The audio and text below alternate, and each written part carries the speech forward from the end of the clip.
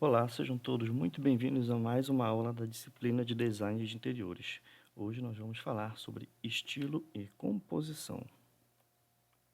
Primeiramente, vamos falar sobre estilo. De acordo com Baxter, autor do livro Projeto de Produto, ele diz que estilo de um produto é a qualidade que provoca a sua atração visual.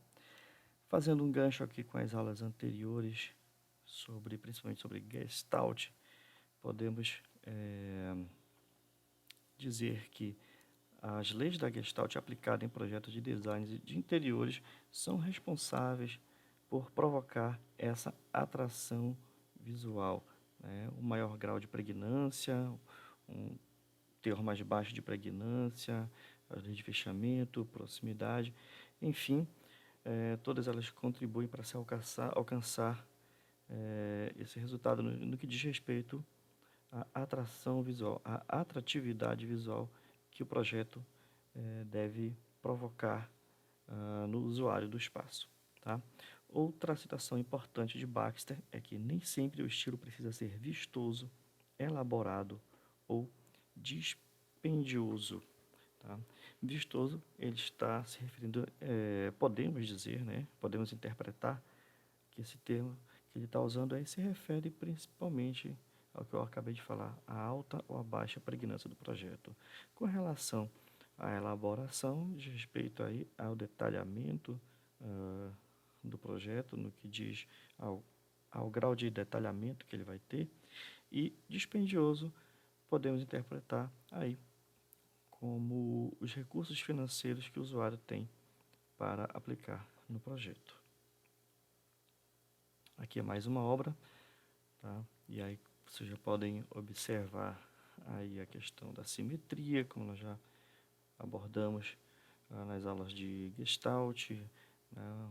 A questão do fechamento, aí com essas duas estruturas que se assemelham a árvores, a proximidade desses elementos que formam essa estrutura, tá? Enfim, então temos aqui um belo exemplar do que diz respeito a essa provocação da atração visual do projeto no usuário.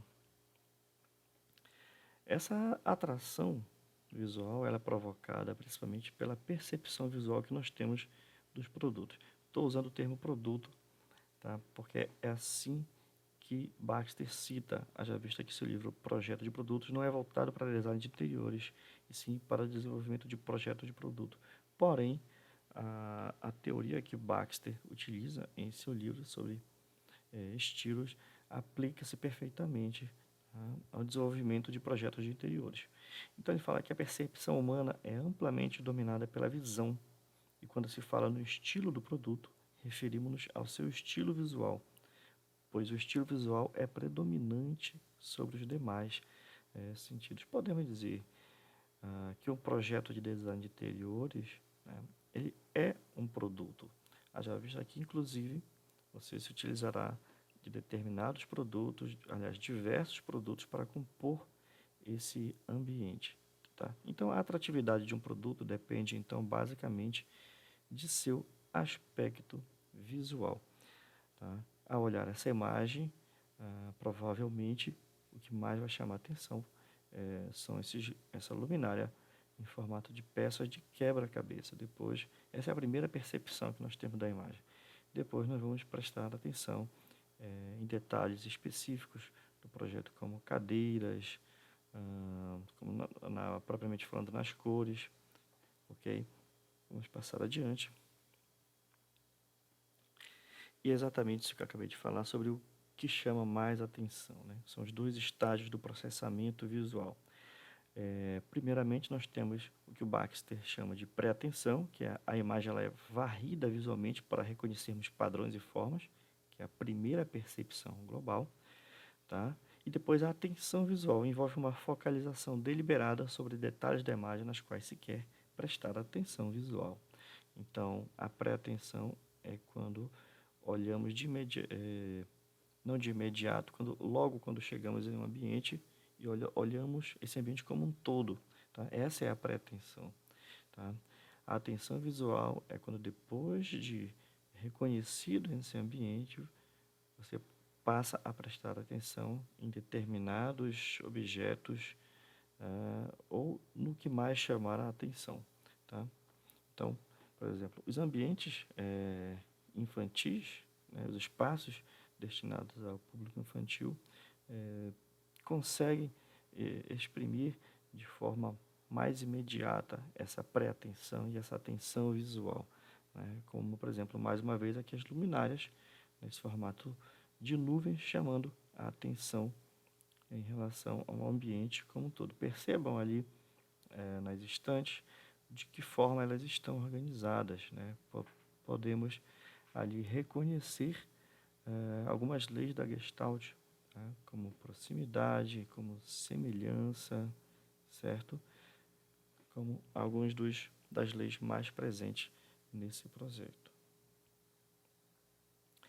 Agora eu vou fazer uma relação entre semiótica e design emocional, tá? Semiótica, de acordo com as teorias de Charles Sanders Peirce, e o design emocional, de acordo com Donald Norman. Por que eu vou fazer essa referência a essas duas áreas de conhecimento, tá? Porque ambas nos auxiliam exatamente nessa percepção global do ambiente e na atenção específica, na atenção visual, né, que foi falada nesse slide anterior. Bom, primeiramente, na semiótica, se trata essa leitura do signo de três formas. A primeira é a primeiridade, a impressão imediata ao você observar um determinado signo, é aquele impacto inicial, né? Dono de Norma trata, perdão, passei aqui rápido, Dono de Norma trata essa primeira impressão imediata, aliás, podemos comparar essa primeiridade, essa impressão imediata, como o nível visceral, né? Assim designado por Dono de Norma, tá? Que é exatamente esse impacto, esse reconhecimento, essa atenção, né? Essa percepção inicial que você tem sobre um objeto. Você vê, você o reconhece, isso chama a atenção de imediato. Nessa imagem que nós estamos vendo aqui, logo adiante, os objetos coloridos, as cadeiras, né, esse gaveteiro que está ao centro, eles são as imagens que nos dão esse primeiro impacto, essa impressão imediata sobre essa figura, né? É o que primeiro nos vem à nossa retina, é o que primeiro chama atenção, é o primeiro que nos faz concentrar a nossa atenção, tá? Então, esse impacto inicial seria o nível visceral, segundo o Dono de Norma, tá? A segunda percepção do signo visual, segundo Peirce, é a secundidade, é a constatação concreta do que é isso que você está vendo, né? Enfim, nós temos uma cadeira, nós temos uma estante, né? As cores chamam a atenção, a forma, e depois, sim, vem a avaliação do que você está vendo, vem a sedimentação dessa percepção, né? Essa assimilação, tá? E, de acordo com o nível de design emocional, o segundo nível é o comportamental, está relacionado ao uso, tá? Você vê, você se sente impactado pela imagem, você reconhece e você logo processa o uso desse objeto, tá? E aí a terceira idade é a interpretação subjetiva, de acordo com a semiótica. E aí você vai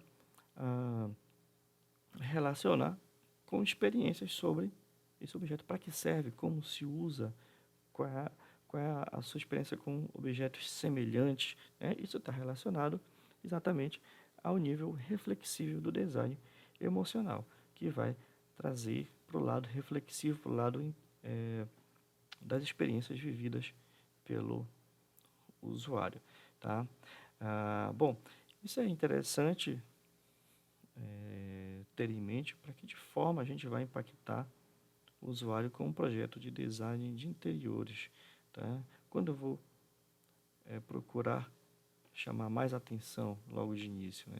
Que tipo de projeto eu vou trabalhar cada um desses níveis, cada um desses níveis de acordo com a semiótica, né? Isso pode ser feito um bom uso exatamente trabalhando com as leis da Gestalt. Por exemplo, aqui eu tenho, segundo as leis da Gestalt, elementos de segregação, tá? Você vê aí que pelas paredes, pelos adornos da parede, eu tenho aí um ambiente clássico, tá? Totalmente branco.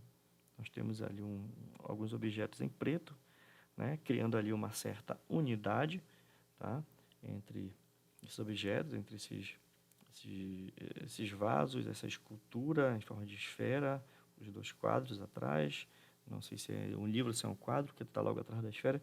Existe uma unidade aí. Porém, existem esses objetos que se destacam ali, criando essa sensação de elemento de segregação, segundo a lei da Gestalt, tá?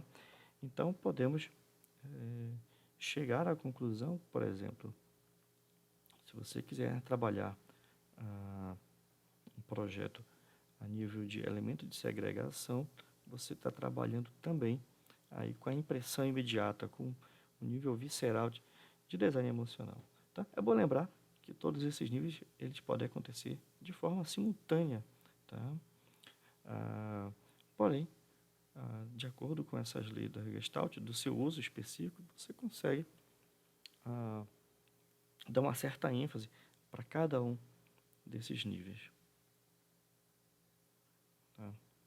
Agora, é claro que no planejamento do estilo de um projeto existem determinadas condicionantes, tá? São as condicionantes de projetos.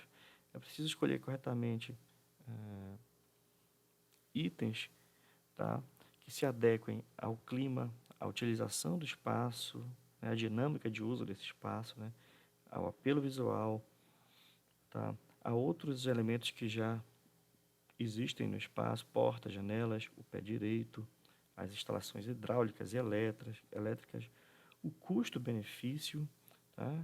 Lembra que o Baxter falou, como eu mostrei no primeiro slide, a questão de o projeto não precisar ser dispendioso, tá?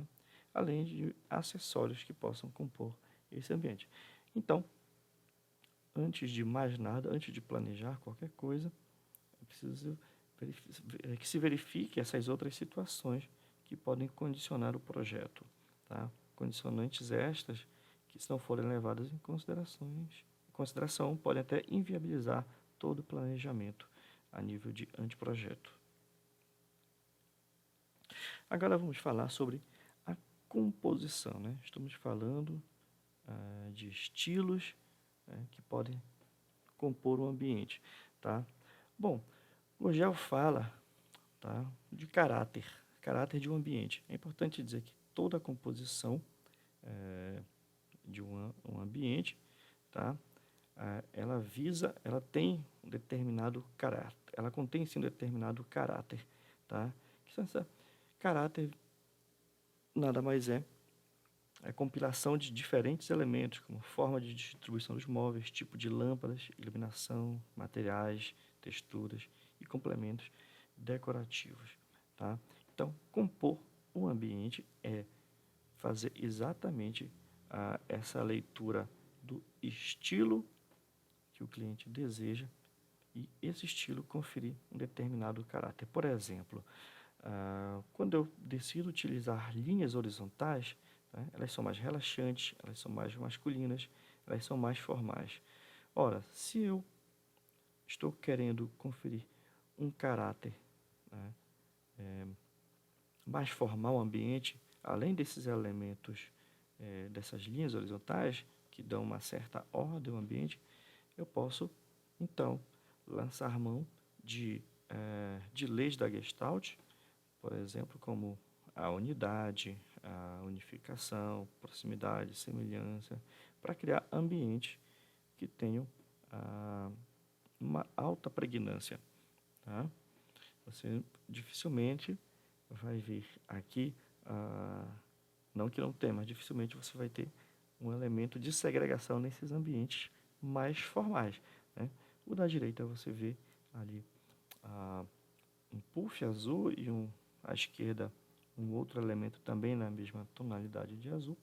Porém, com relação à escala do ambiente, eles não chegam a conflitar com a paleta de cores que também apresenta uma tonalidade neutra, né? Assim como a imagem da esquerda. Tá? As linhas verticais também criam sensação, olha, falamos de linhas horizontais, né? Linhas verticais também criam uma sensação de pé direito maior, são formais, imponentes e masculinas. Então, vamos criar uma composição de estilo que tenha esse caráter mais formal, imponente, masculino. Então, a indicação, esse uso de linhas verticais, tá? Bom, e aí nas duas imagens nós temos esse exemplo com cores mais, no caso da imagem da esquerda, um pouco mais prateado, né? Prateado e branco, né? Da direita temos o preto e o branco, tá? Muito vidro, quer dizer, é um ambiente também que faz uma leitura de clássico, mas um clássico também com uma pegada mais contemporânea, porém nada feminino, por conta desse caráter que as linhas verticais conferem ao ambiente. Linhas inclinadas criam uma atmosfera informal e dinâmica, também masculina. Vejam só, o caráter da linha inclinada, né? Informal, masculina.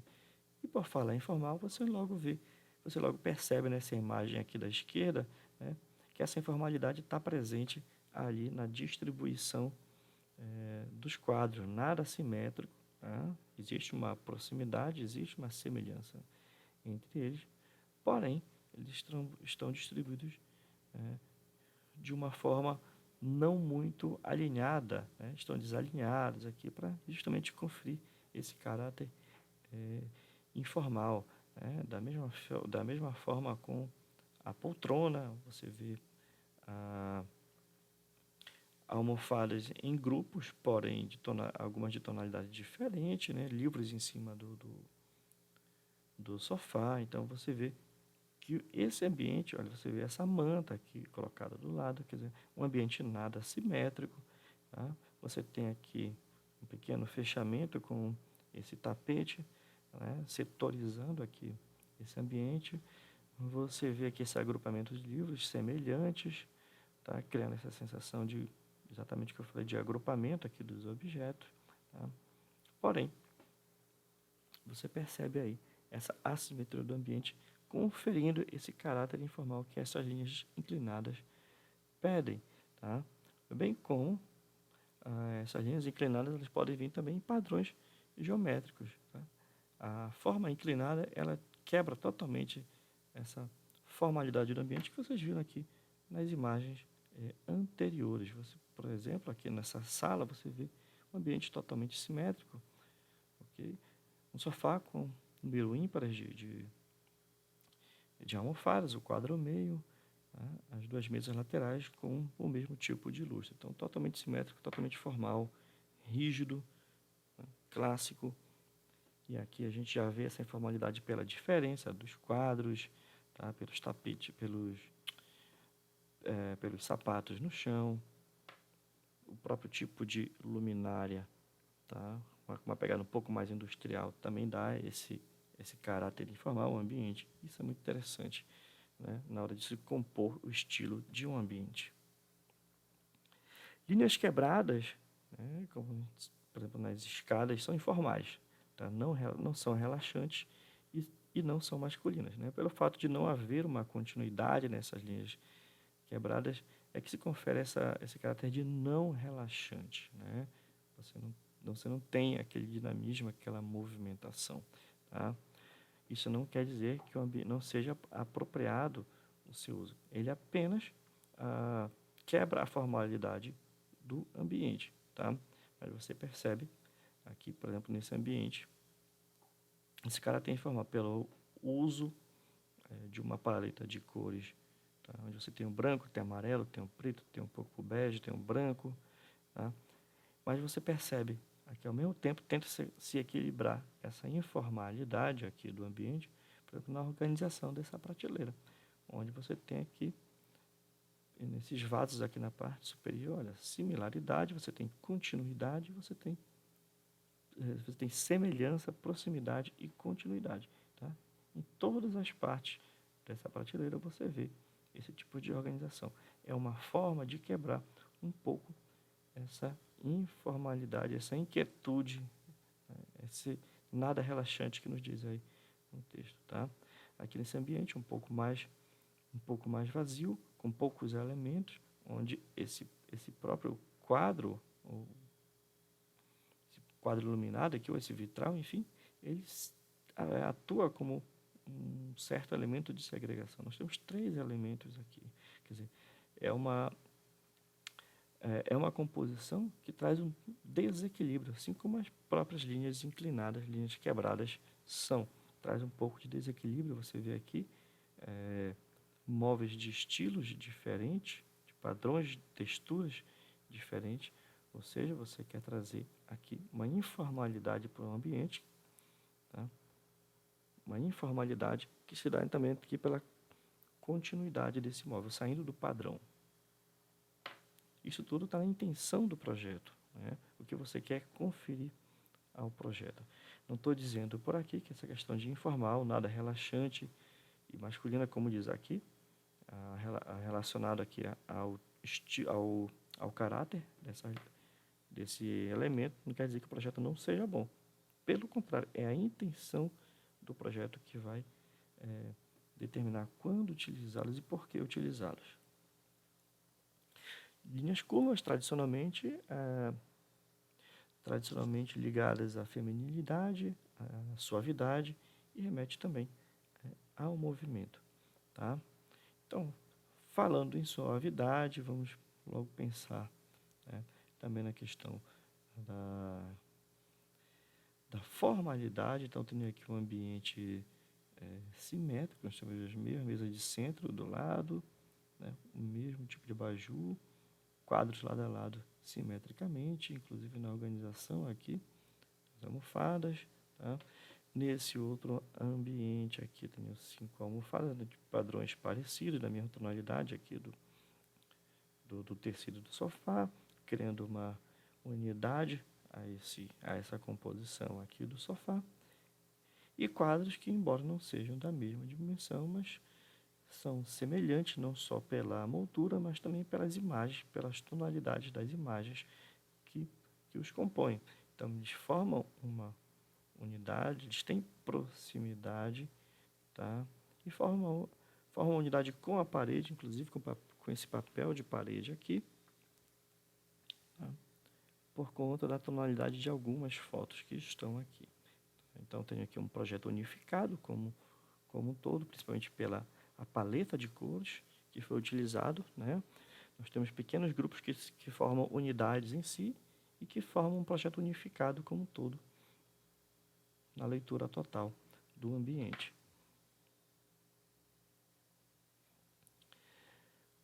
Agora, o caráter formal, especificamente, ele traz isso, como nós já vimos em outros ambientes, né? Equilíbrio simétrico, cores sóbrias, como bordô, azul marinho, violeta, roxo, vermelho, preto, linhas retas e verticais, texturas clássicas e acabamentos nobres, iluminação mais direcionada e elaborada, né?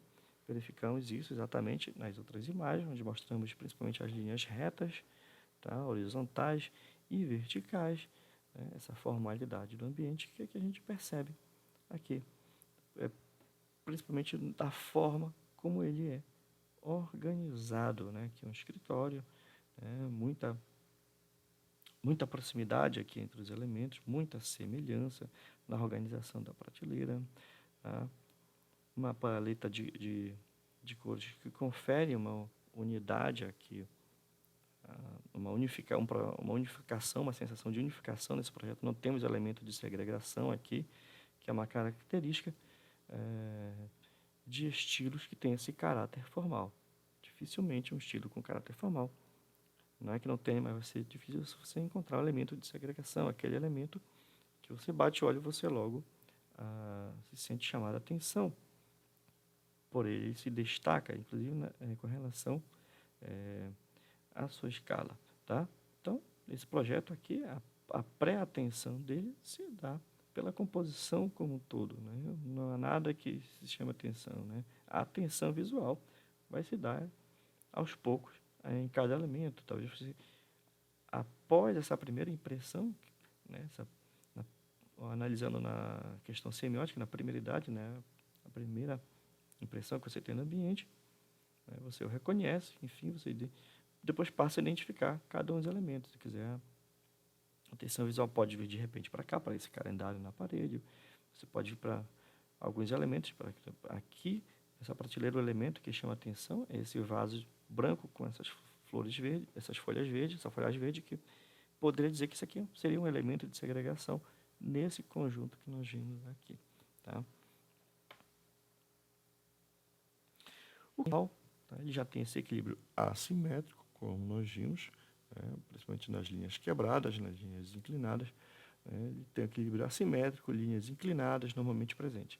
Podem ser utilizadas texturas rústicas, acabamentos menos brilhantes, ambientes claros e com iluminação difusa. Ou seja, vamos começar falando da iluminação. Aqui não tem iluminação focada em determinado ponto, aquela, como nós vimos no ambiente anterior, mais formal, né? Onde você vai ter iluminação direcionada e elaborada. A informalidade atua aqui justamente por isso. Tem mais claridade externa, tá? Poucos pontos de luz. Aqui a gente só está vendo uma única luminária. E aí você vê aqui, nesse ambiente informal, você vê elementos semelhantes, você vê elementos próximos, mas até semelhantes, mas que nesses bancos aqui que eu estou citando, né, no centro, mas você vê aí diferenças de cores. Você não vê uma predominância específica. Você vê os elementos acima desses bancos, tá? Eles estão não são necessariamente semelhantes, estão próximos, mas não são semelhantes, né? A própria organização dessa banqueta está feita de forma aleatória, tá? Isso também confere esse caráter informal, essa falta de simetria na organização.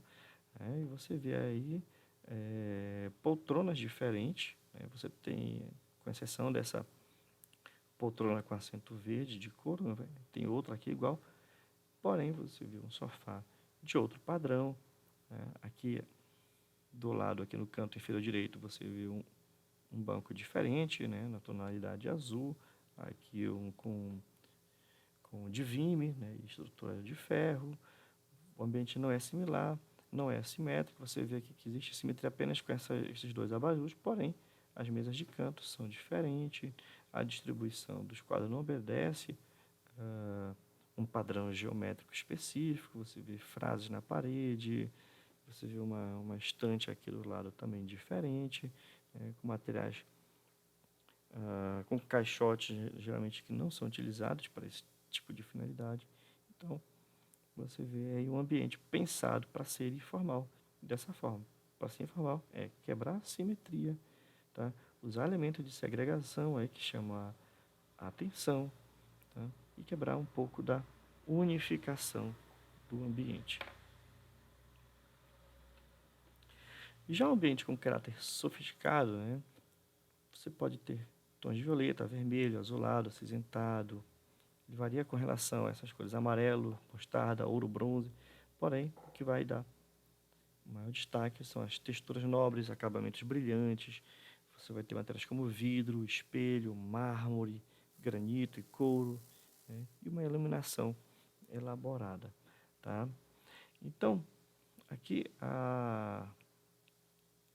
o intuito de citar esses elementos, né? Vidro, espelho, mármore, granito, couro, esses tons aqui, né? Esses tons citados aqui, vermelho, azulado, amarelo, mostarda, isso está mais relacionado ao psicológico, né? Ao que remete essas cores, tá? Como, por exemplo, né? Você tem aqui o vermelho, que com essa textura aqui está trazendo um pouco mais, é um vermelho um pouco violeta, né? Trazendo um pouco mais de aconchego, tá? Esses tons aqui mais terrosos, que dá um pouco mais de aconchego para um ambiente. Essa iluminação direcionada também traz essa sensação de aconchego, de ambiente confortável, que você pode ver aqui por essas almofadas, enfim, tá? Então, vocês vão ter elementos como vidro, espelho e mármore, granito e couro, que por si só já lembram aí, já trazem essa sensação de conforto para o ambiente, né? Você vai ver também que um ambiente sofisticado ele pode ser simétrico também, mas pode também ter ah, um pouco de informalidade, principalmente na distribuição aqui dos quadros. Tá? Uma imagem que a gente já viu em aulas anteriores, né, que é uma composição com caráter exótico. Tá? Vamos ter cores como terracota, canela, caramelo, mel, azuis esverdeados, né? E ênfase no complemento do ambiente. Vão ter aqui elementos mais étnicos, tá? Elementos mais regionais, enfim. Então esse caráter exótico aí, ele pode ser simétrico, ele pode ser informal, tá? Nesse caso aqui ele é totalmente simétrico, tá? Porém ele pode ter esses outro caráter também, tá? Ele pode ser assimétrico também, nada impede, tá? Ele pode ter um caráter também mais informal por conta da iluminação, ser um pouco mais natural, tá?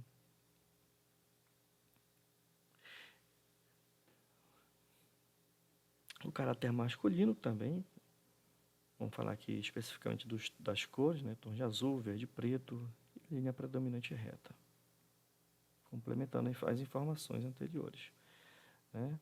O feminino, né? Tons de pastel, de vermelho e laranja, linha predominante curva, apenas complementando a informação do que já foi passado para vocês.